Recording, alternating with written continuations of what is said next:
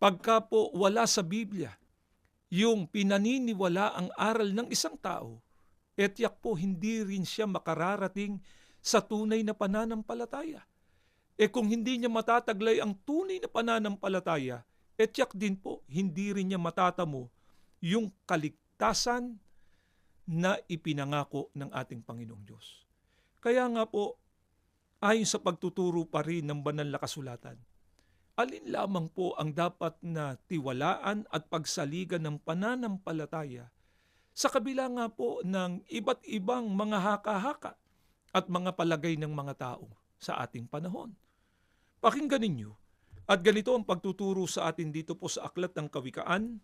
Sa 19 ang talata po ay 21. Ganito ang maliwanag na mababasa natin, pakinggan nyo. May maraming kata sa puso ng tao, ngunit ang payo ng Panginoon ay siyang tatayo. Narinig niyo po ang sinabi ng banal na kasulatan. Marami anyang kata sa puso ng tao. Yan po yung mga aral o paniniwala na hindi naman naaayon sa mga kalooban ng ating Panginoong Diyos.